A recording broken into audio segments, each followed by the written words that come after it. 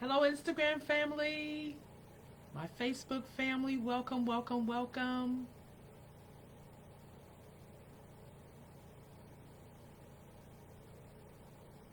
Just waiting for Facebook to kind of catch up just a smidget.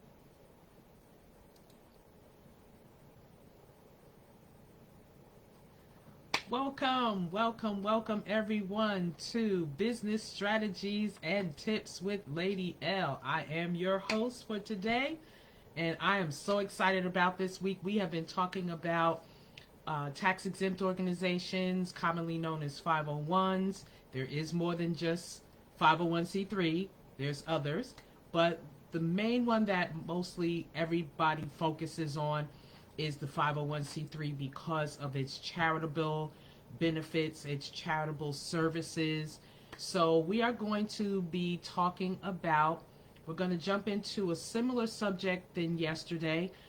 We talked about developing your board of directors. Today we are going to talk about how to select and establish your advisory board for a tax exempt organization. Most larger tax exempt organizations, some mid-size and even some brand spanking new tax exempt organizations look to an advisory board for just that. Advisors. These are people that you have formed relationships over the years or that you're developing new relationships with because of the level of where these people are in their careers or in their experience, especially if they have been in the tax exempt organization arena.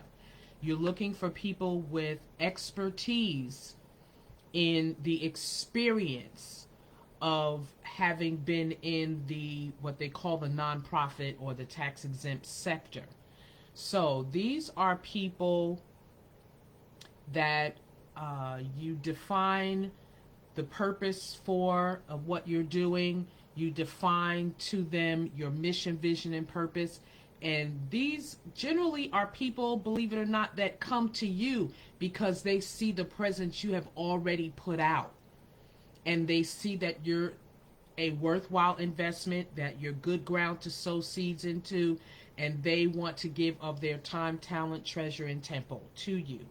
So that is very important to, and first of all, it's commendable because that means that your services are getting out there, they're being effective, they are reaching the masses, and it has brought the eye and the attention of someone of influence and affluence that they want to hitch a ride on your wagon. So that's an awesome situation to be placed in.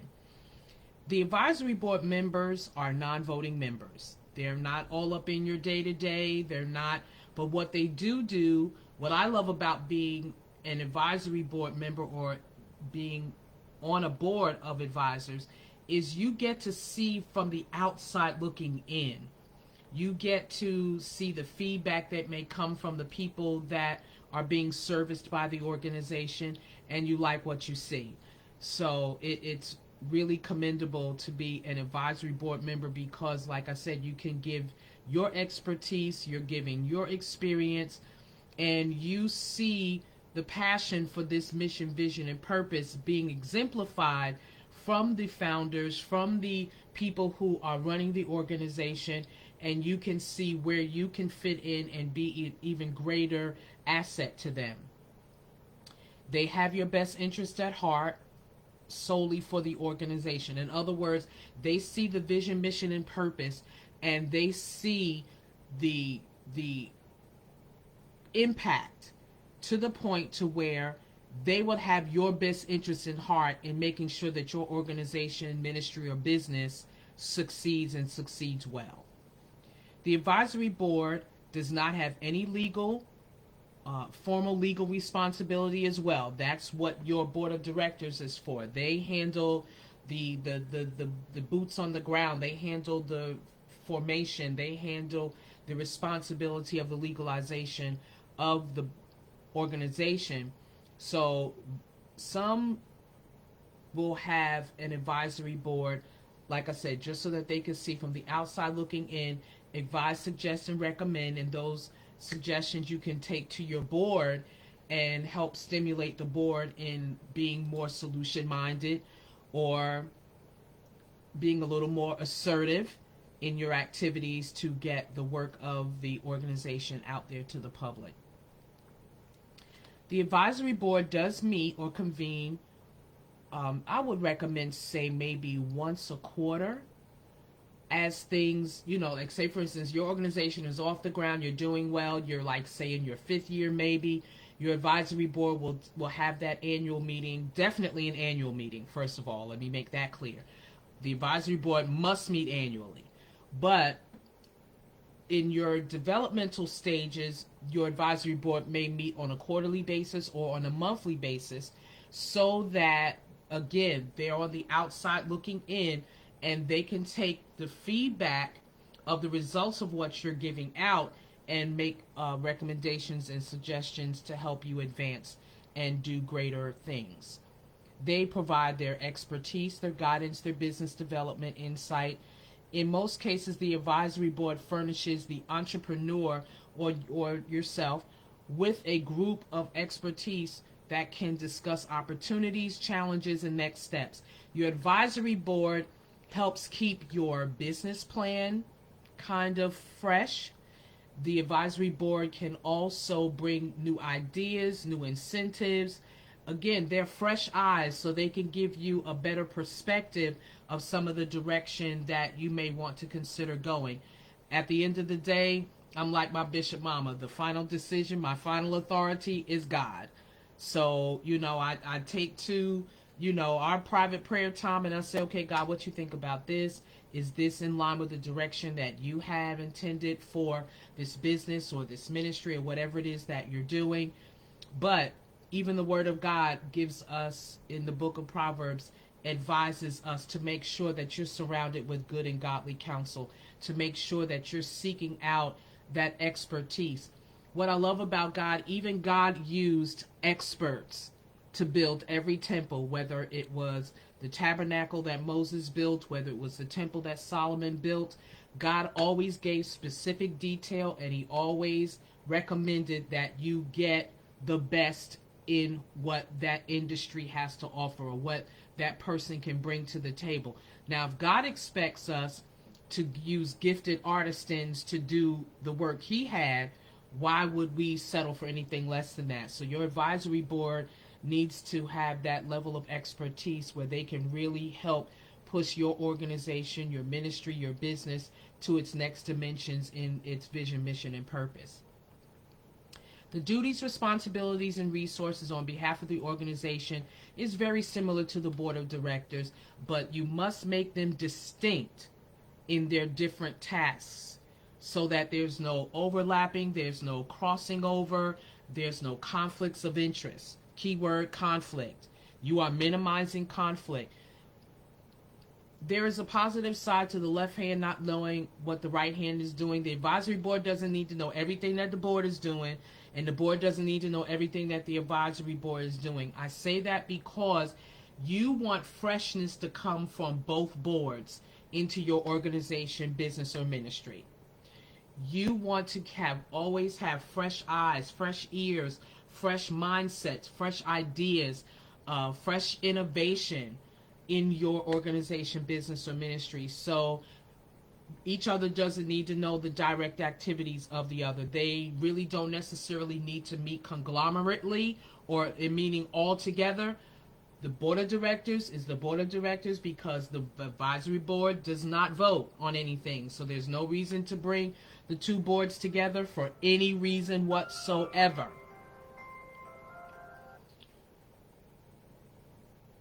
The core responsibilities of an advisory board is you need to make sure there's some preliminary work you need to do before you even establish or even talk to anybody about establishing an advisory board.